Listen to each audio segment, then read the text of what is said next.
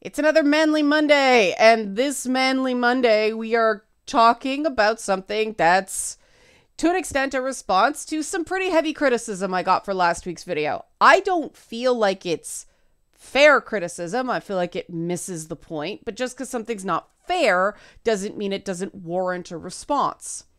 Because I got a lot of rather aggressive criticism about my video last week about, what it means to be a man, and complaints that I didn't focus enough on the masculinity element of being a man. Two things on that. One, the entire point was there's three main components of the typical dictionary definition of man, adult human male. And my point was, even before you get to the male part of that, adult and human are more complicated than a lot of people think. But to me, the state of being a man and the performance and expression of masculinity are different things.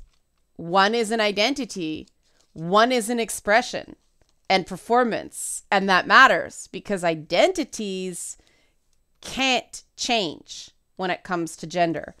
Expression can change. And so what I'm going to do today is show how, in a relatively brief period of human history, masculine performance, masculine expression has changed, and forcibly so through the power of government propaganda, and then the weakening hold of that as populations lost faith, lost trust in the authority of government. So if you like this kind of content, help support this channel. Become a monthly patron, patreon.com/LeannaK, or buy a one-time Leanna Care session for someone who can use it but can't afford it, coffee.com/LeannaK. And you'll have to forgive my irritation here because it's one thing for people to disagree with what I said. And, I read feedback on Friday that they disagreed or came at something from a different point of view from what I said.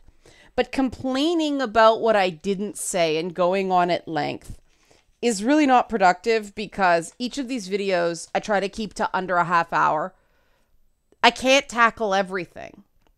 So please keep that in mind going forward. Thanks. Because I would love to do an entire history on the evolution of masculinity, but it would take way too long.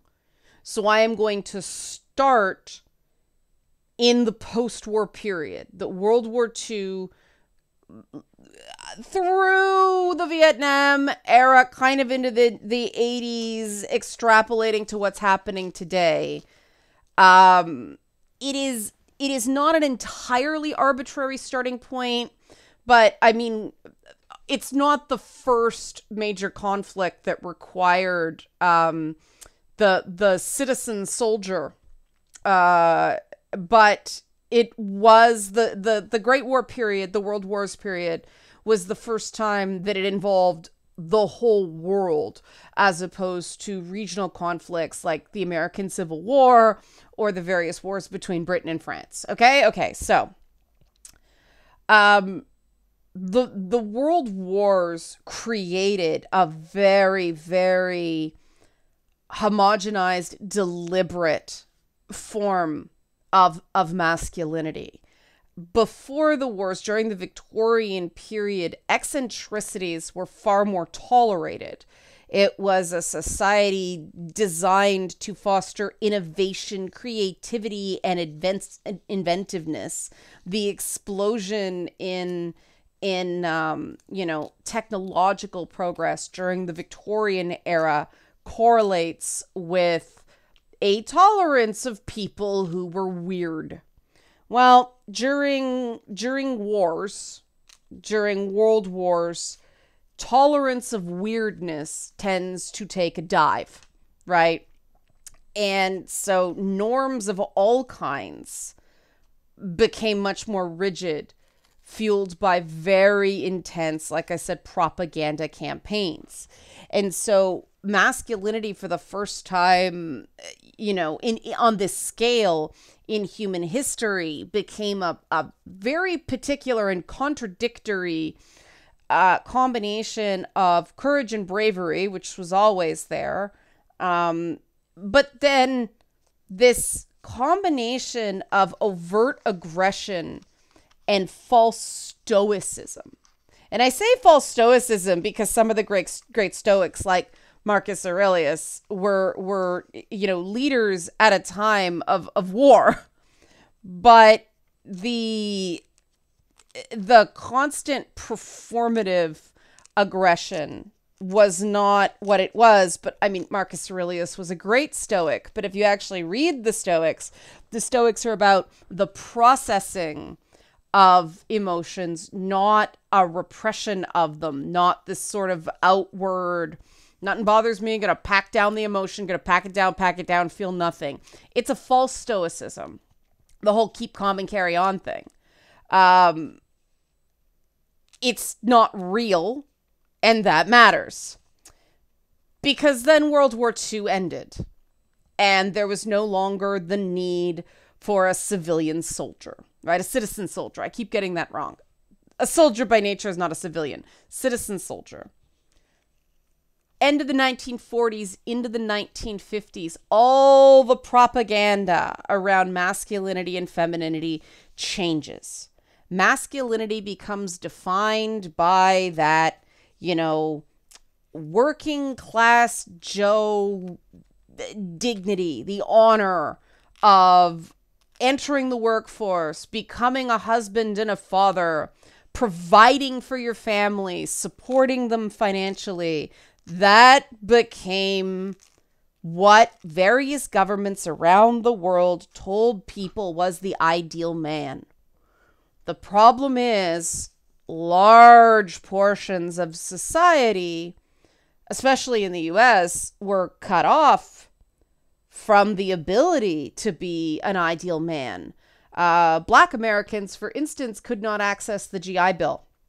Jim Crow laws in the South meant that they couldn't get many of the benefits, if any, of the college education and training programs offered by the GI Bill. They had to go to historically black schools. Any man with a disability, a physical disability, was cut off from the ideal masculine because they really played up that able-bodied worker thing. A lot of it was factory work, right? It wasn't jobs based on college. All of it, there needed to be jobs for men who didn't go to college. But, if you were missing a leg or missing an arm or missing an eye, which a lot of men coming back from World War II did, you couldn't do a lot of those jobs. Therefore, you couldn't have a family because you couldn't provide for the family. Now, women were encouraged to care for wounded soldiers, but there was so much mixed messaging because men were supposed to be the providers. So there was this real shame if a woman had to care for a man inflicted on the man in that equation. It was very short-sighted, but governments around the world were panicking. They knew there were serious mental health problems that were coming out of these wars. And they thought the best thing to do to combat that was to create this very stable, very artificial family man ideal of masculinity. Jobs that weren't too taxing, home lives which were extremely, at least outwardly stable. Now, it didn't work. In part, it didn't work because of Jim Crow laws. Partially, it didn't work because that doesn't cure PTSD, right? And so we started getting societal problems that plague us to this day that have been linked to the state, the identity of being a man, instead of the performance, the, expression, the construct of masculinity, because one of those false Stoic ideals was don't ask for help, never complain, never explain, sort of thing. And then we get into the Vietnam era, where all of a sudden it's war again, but it was a very, very different kind of war. And people started losing faith in those government structures that pushed the propaganda that trained and enforced these masculine and feminine norms. That citizen soldier masculinity got absolutely demolished in the 60s. Soldiers were no longer heroes. The trope of a soldier became very ambivalent, with some soldiers being bad, some soldiers being good, and some veterans and active GIs openly opposing the war. That's originally where the term winter soldier came from. Feminism gets blamed for a lot of what happened to masculine norms and a lot of the reactions to those changes. But the role of Vietnam and then the Black Power movement that was a reaction to the Jim Crow South, those had major impacts in this period that need to be understood to understand really what happened there. Because feminism wasn't popular at the time. So this idea that feminism just got in everywhere and, that's to blame for all these changes, that's not really accurate. The overall social upheaval of the time, because people lost faith in the governments, the organizations that were driving these very homogenous and very enforced cultural roles. That dismantling was really the driver of this big change. It was bigger than feminism. It was bigger than the Black Power movement.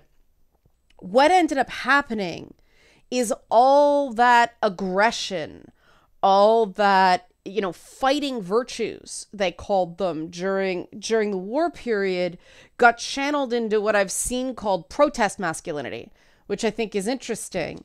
The great men of the 60s were no longer soldiers. They were no longer politicians. They were activists, right? They were people who broke down barriers and pushed through doors. And, Martin Luther King was the anomaly there with the non-violent civil disobedience. But even he had his moments. People hold up in isolation his more angry and understandably frustrated, understandably militant moments. Martin Luther King Jr. was a complex figure, and you can't take one quote and define the man, but so many people try. But what we ended up getting was this new, equally fragile, equally constructed masculine ideal, which composed of a false certainty and clarity of views expressed through all those fighting virtues, the aggression, the noise, and the link between masculinity and authority shifted towards, big masses of groups, to, instead of the family man, it became the great man that was the masculine ideal. An increase in college education, this idea of responsibility and service, people lost faith in that. And so this idea of the loudest idea wins started rising up. There's a really, I've linked some articles in the description box below. One has this very interesting idea that the new left of the Cold War believed it was rejecting the masculine based on violence, but it actually internalized violent, aggressive masculinity and deepened the link between privilege and violence. Basically, the idea that you get what you can forcibly take from others. And we see a lot of markers of this in modern protest movements. You see a lot of that in militant radical feminism.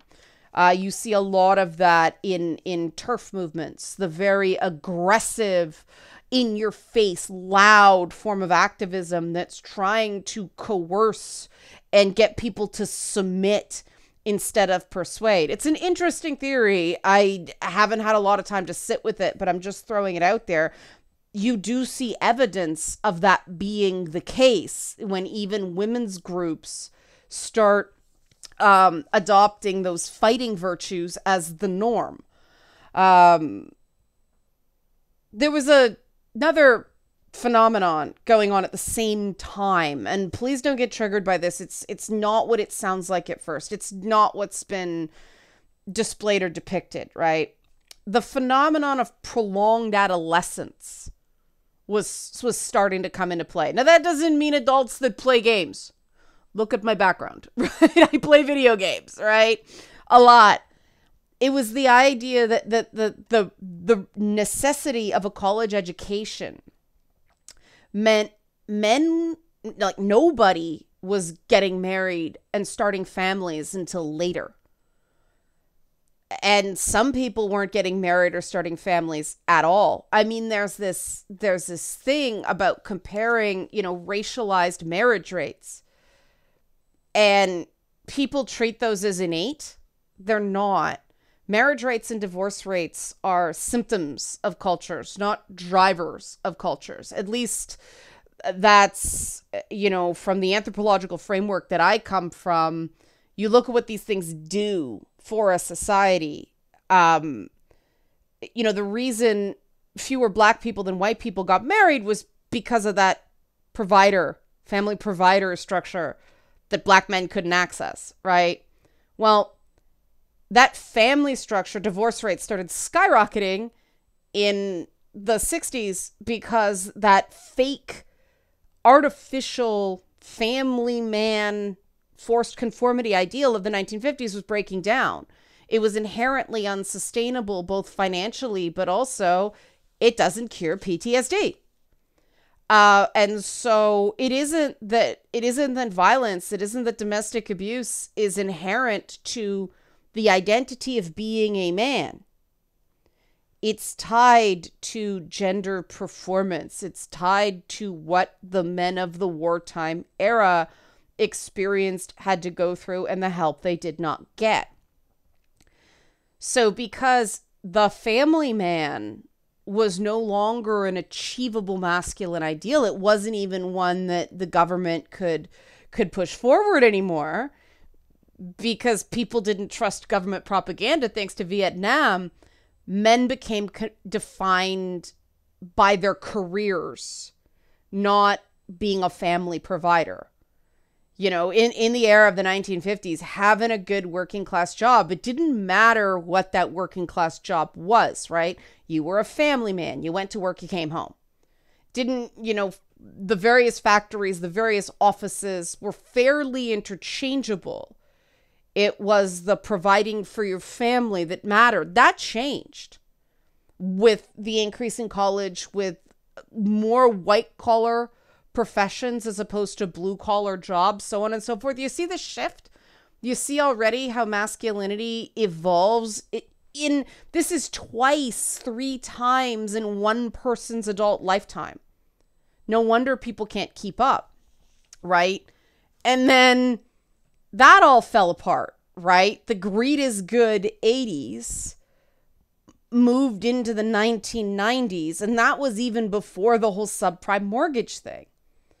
But what happened in the 1990s was masculinity, especially, had another major seismic shift.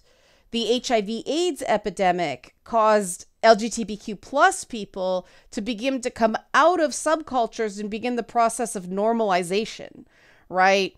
The marriage equality fight suddenly meant marriage was no longer heteronormative and gender complementarian.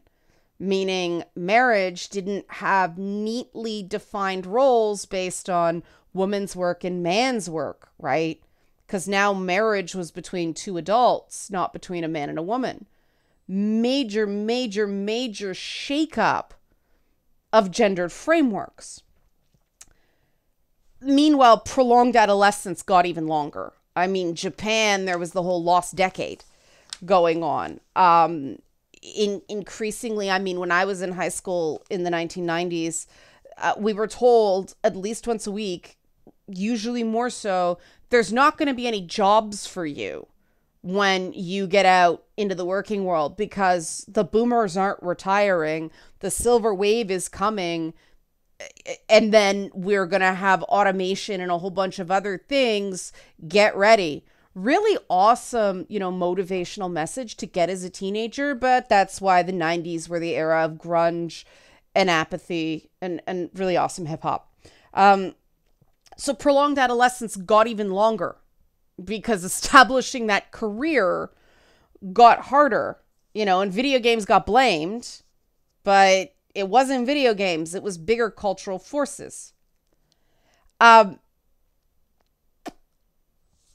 adolescence got longer, shaking that idea of, adult masculinity. But then these other markers of masculinity, the family man trope, the career man trope, the protest masculinity, loudly voiced opinions, that uncle at the dinner table just rah, rah, rah that nobody could stand. Yeah, he's the bitter hippie that became the yuppie, right? All of those became harder to achieve and maintain. And that's when we started talking about the fragility of masculinity, an idea that's been completely hijacked to the point that it's not productive, right? And this is where we got some interesting writing of the idea of masculinity as a disruptive force, which is another one that I'm still sitting with, but I'm going to present it just so you can think about it too. I kind of like this when it's like, I don't know, here it is. What do you think? When the men came back from war in the late 40s and forced all the women back into, the domestic sphere, that was a moment where instead of things happening organically, instead of things being, well, there are roles for everybody and they kind of move forward together, that put, the performances of men and women in disruptive opposition in a very real global way that was somewhat unprecedented. Gee, why did the powers that be not see second wave feminism coming, right? And you start seeing the pillars of the modern men's right movement form here, right? When we look at all these masculine constructs that had been propagandized by governments and then abandoned, leaving the men who got a real sense of identity from these ideals behind, right? The fights over compulsory military service, right? All the various things about access to family, control, and access to children, various, things. So we get the whole fatherhood angle in, right? So we've got family man, we've got citizen soldier. When you put it this way, you can understand why there are so many desperate, angry dudes out there, right? And this is, again, checking every box of men's rights demands. Please don't expect me to do that. I only have so much time. But of course,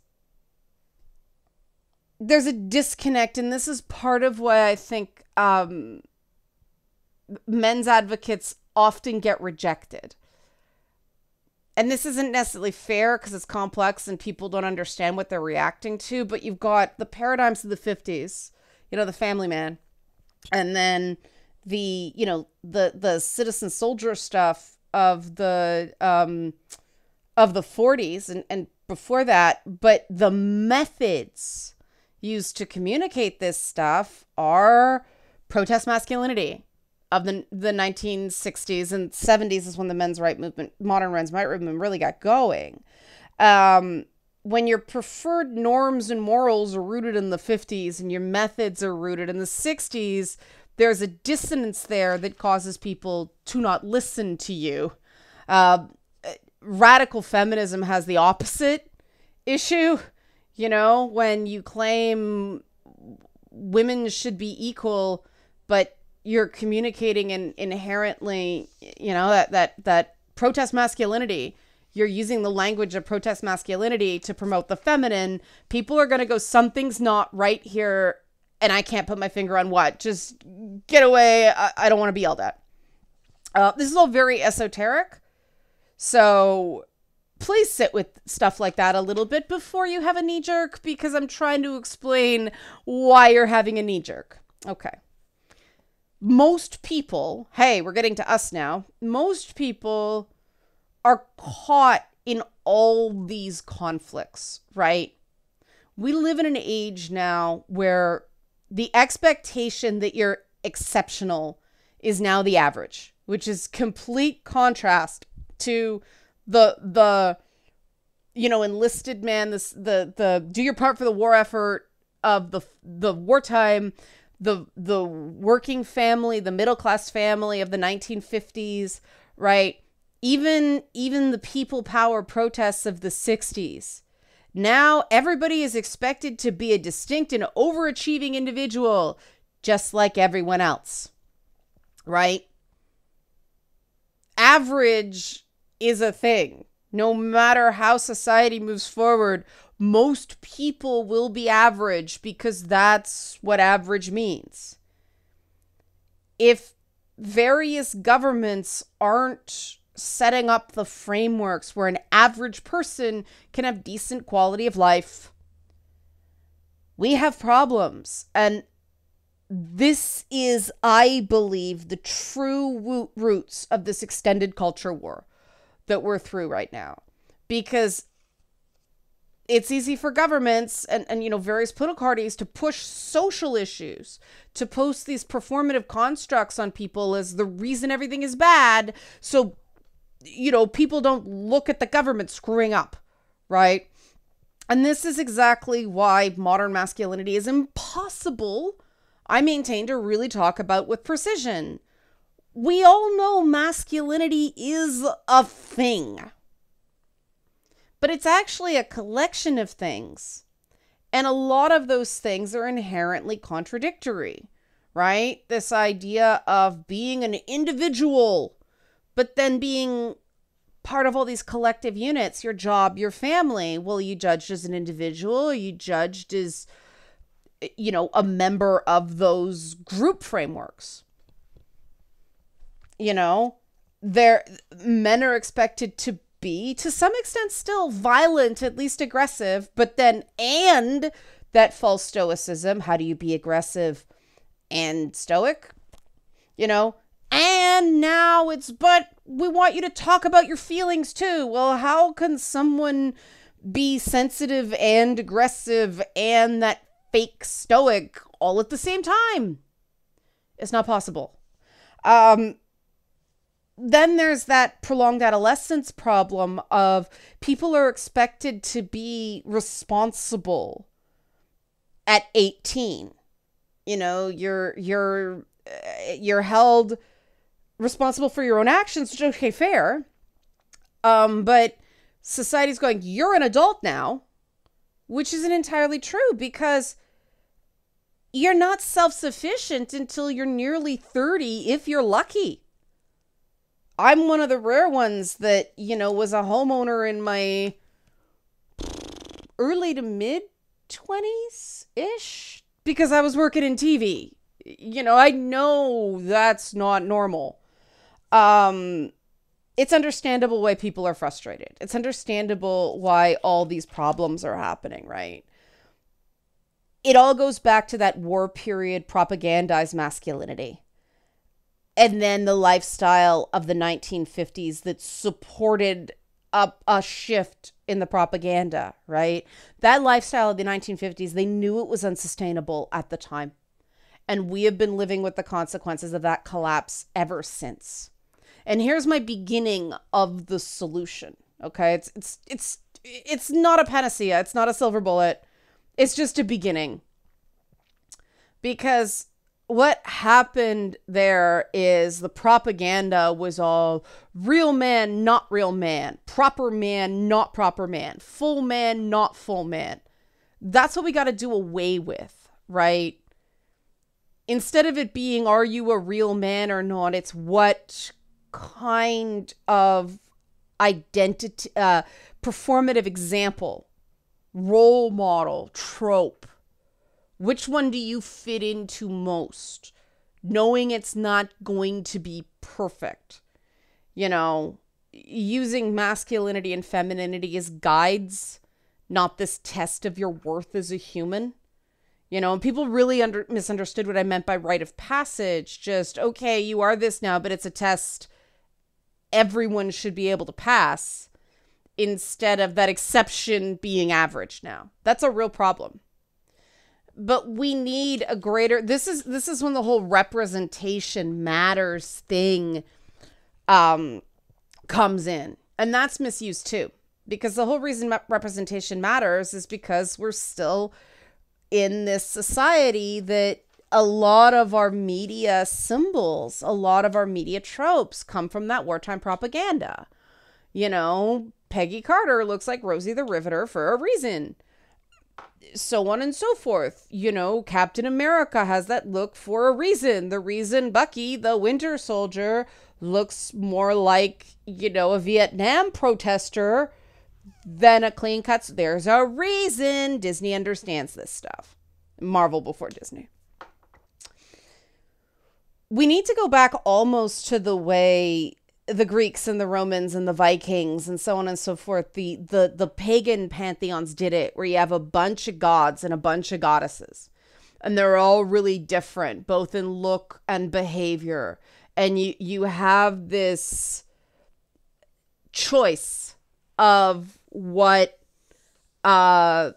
masculine and feminine archetypes you can fit into. And I think that's part of why Encanto caught such fire, is the characters were different enough, both in look and behavior, so everybody could see someone in that movie that was like them.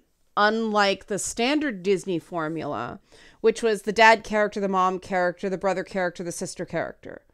Right? And if you weren't sort of the age of the mom character and identified with the mom, well, that's weird. And, you know, Disney for the entire Pixar era really went with that Fantastic Four formula. And Encanto was more like the X-Men. And I think that's the way to go. I think that creating enough different characters is important, because the only shared cultural myths we have now is mass media.